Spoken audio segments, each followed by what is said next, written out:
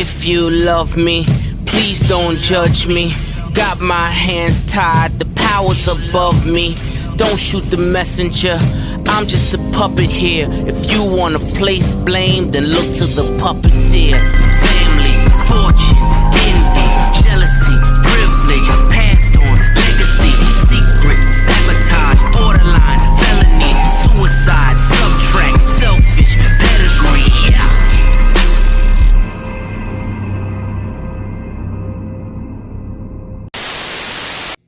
How's it going, everybody? It's C-RadTV back here in our video. So, of course, it's time to continue on to what if NASCAR had the F1 points format series. So, the last time in this series, we took a look at the ARCA East series in the 1990s and learned that quite a number of things would have changed if they used the F1 points format. And in this part, we're going to continue on with the series by taking a look at the ARCA East series in the 2000s, the turn of the millennium, to see what would have changed and what would have stayed the same had they used the F1 points format. So yeah, anyway, and before we jump right into it, let me just once again plug in that to make, if you all want to check out the NASCAR with F1 points of Central, Twitter, and Instagram pages, feel free to do that if you wish. Links in the description, of course, down below. But yeah, anyway, for this part, here are the 2 points formats we're going to be using for this as the format will, of course, change in 2003, like we've gone through many times throughout the series. And before we continue on, let me once again stress out that this is just a hypothetical scenario. I know everyone would have raced differently had they used the F1 points format. This is just for fun. So now, with that out of the way, let's go ahead and jump right into it. So for the 2000 season, it was mainly a three-man battle for the championship between Brad Lane, Dale Shaw, and Tracy Gordon. Those three were the class of the field all year in terms of speed and consistency. Very close between the three that in the end, the championship battle would go all the way down to the season finale at Lime Rock Raceway, with Tracy Gordon entering with a 4-point lead over Dale Shaw and a 6-point lead over Brad Lane. So for Dale Shaw, he needed to finish at least third or second or better and hope that Tracy Gordon finishes like sixth or worse. While Brad Lane would effectively need to win the race and would need Tracy Gordon to finish sixth or worse to have a shot at the title. In the season finale at Lime Rock, also Tracy Gordon just needed to stay close to either Shaw or Lane to win the title. In the season finale at Lime Rock, Tracy Gordon, he would struggle throughout the race and he would end up finishing 14th a lap down. But Tracy Gordon would not be out of it yet because it all depends now on what happens with Shaw and Lane. Well, for Dale Shaw ran near the bottom of the top 10 most of the race. He would end up finishing 8th, so that 8th place finish eliminates Dale Shaw from the title contention.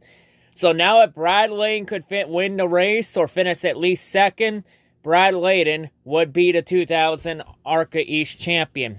In the end, Brad Lane would come well short of the goal and would end up finishing 6th, and that would not be good enough to win it. So with that 6th place finish, it means that Tracy Gordon would edge out Dale Shaw for the championship by 4 points. So Tracy Gordon would still would win the 2000 ARCA East championship.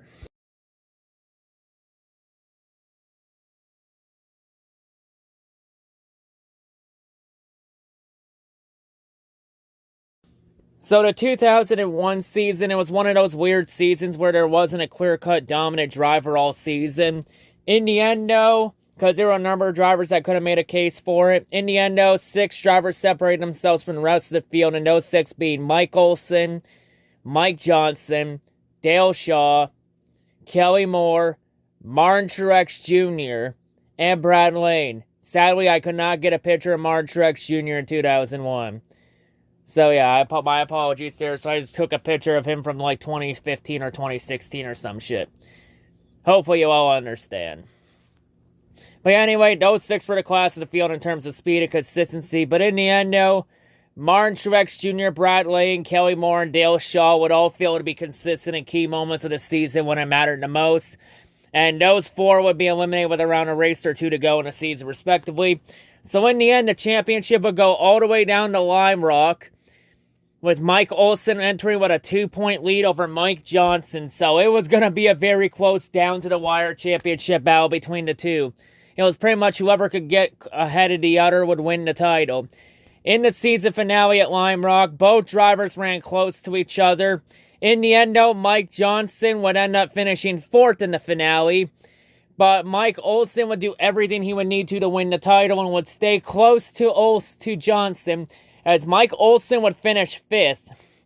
And that 5th place finish would be more than enough for Mike Olson to edge out Mike Johnson for the 2001 ARCA East Championship by 1 single point. So Mike Olson would still win the title in 2001.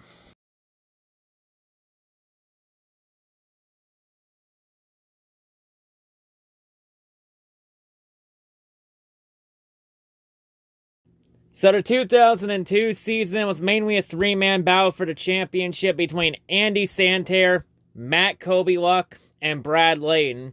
Those 3 were the class of the field all season in terms of speed and consistency.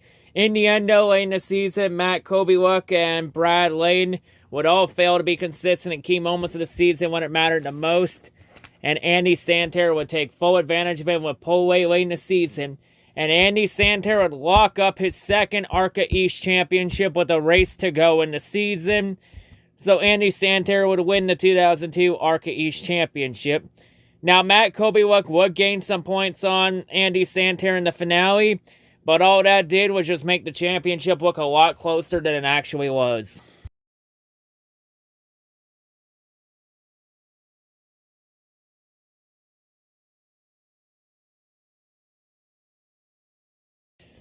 So the 2003 season, it was all about Andy Santerre. Like, Andy was just a class of the field all season in terms of speed and consistency. Like, nobody was on Andy's level in 2003. And Andy Santerre would easily cruise to his 2nd consecutive ARCA East Championship in 2003 and his 3rd ARCA East title total.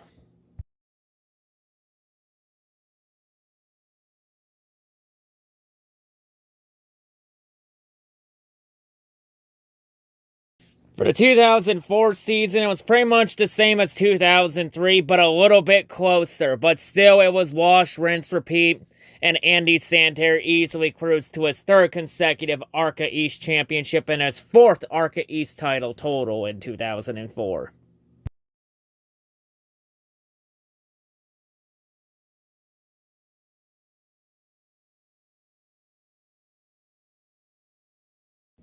So in 2005, we would have 4 drivers separate themselves from the rest of the field, and those 4 being Andy Santerre, Mike Stefanik, Matt Kobieluk, and Ryan Moore. Those 4 were the class of the field all year in terms of speed and consistency. In the end, though, late in the season, Ryan Moore and Mike Stefanik would fail to be consistent in key moments when it mattered the most, and both of them would be eliminated with around a race to go in the season.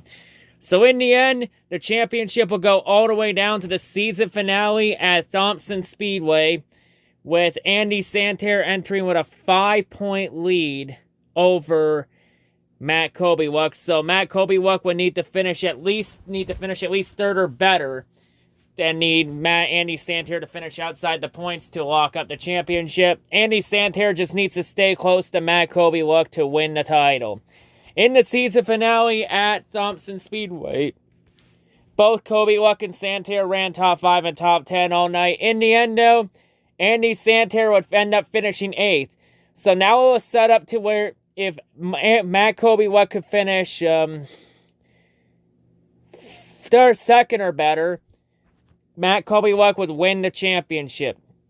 In the end, Matt Kobieluk would fall short of the goal by a bit, as Matt Kobieluk would end up finishing 5th, so that 5th place finish would not be enough, as Andy Santerre would edge out Matt Kobieluk for the 2005 ARCA East Championship by 2 points. So in 2005, Andy Santerre would still win his 4th consecutive ARCA East Championship, and this would be his 5th ARCA East title total.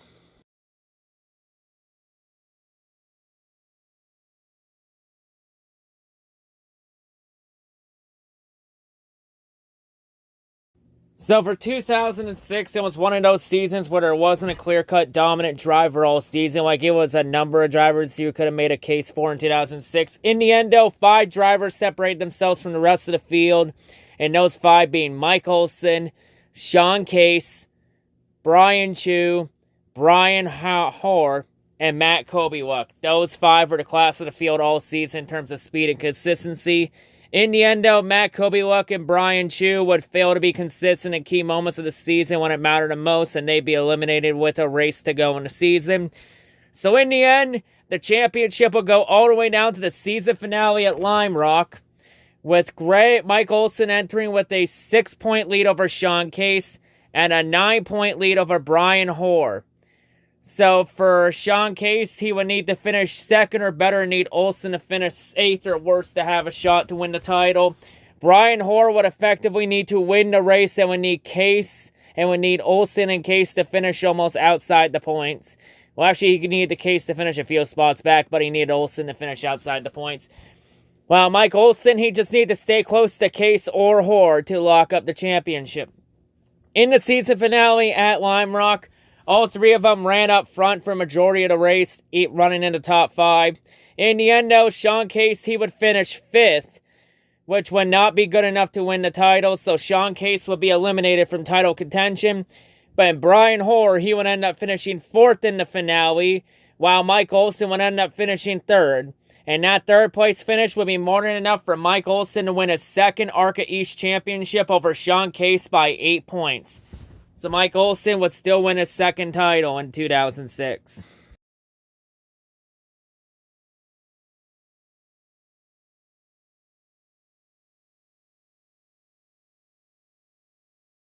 So in 2007, we would have a 2-man battle for the championship between Joey Logano and Sean Case. Those 2 were the class of the field all year in terms of speed and consistency. In the end, though, Sean Case would fail to be consistent in key moments of the season when it mattered the most. Get used to this trend from Sean Case throughout his entire NASCAR career as he went on to be a bust. But anyway, staying on topic, Case would fail to be consistent in key moments of the season when it mattered the most. And Joey Logano would take full advantage of it and would pull away late in the season. And Joey Logano would win the 2007 ARCA East Championship, locking it up with a race to go in the season. So Logano would still win the 2007 ARCA East title.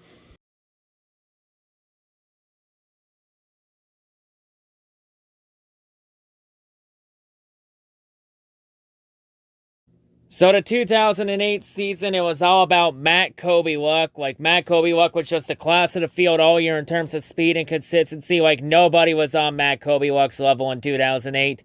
And Matt Kobieluk, he would easily cruise to the 2008 ARCA East Championship.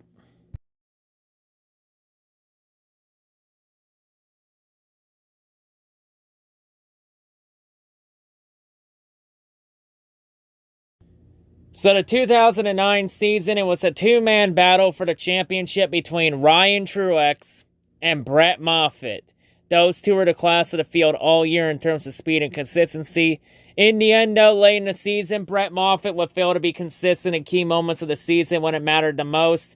Ryan Truex would take full advantage of it with pole late in the season, and Ryan Truex would lock up his first ARCA East championship with around a race or 2 to go in the season. So Ryan Truex would still be the 2009 ARCA East champion.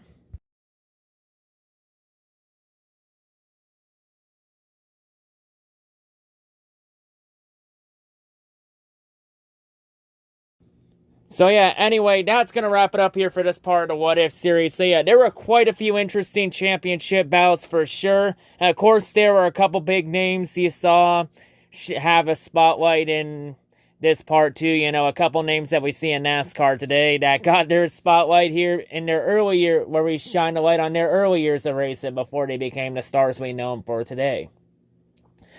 So yeah, anyway, for this part, in terms of championship battles that went down to the season finale, we only had 4 championship battles in this part go down to the season finale in the 2000s. And under this format in the 2000s, we only had 1 title change under the F1 points format, and that was 2000, and that's it, 2000. Every other season from 2001 to 2009, the champion remained the same under this format. So pretty much next to nothing really changed under this format, except we had a couple close championship battles. So yeah, anyway, that'll wrap it up for this part. So the next time on this What If series, we will wrap up the ARCA East side of this series by taking a look at the ARCA East series in the 2010s to see what would have changed or what would have stayed the same if they used the F1 points format. So yeah, that'll wrap it up for this part. Anyway, of course, check out the NASCAR with F1 points Twitter and Instagram pages. If you want exclusive NASCAR with F1 points content, I usually post a lot of content on there almost every day. So if you want to check that out, go for it. Also on those pages, I'm posting the 2021 standings for Cup Xfinity trucks, and I also have the 2021 standings for ARCA West and ARCA East. So check those out if you want. But yeah, anyway, that'll wrap it up. The next part comes out depending on how fast I make it. But anyway, that'll wrap it up here. That's all I gotta say. I'll see you on whatever I make next. Peace out.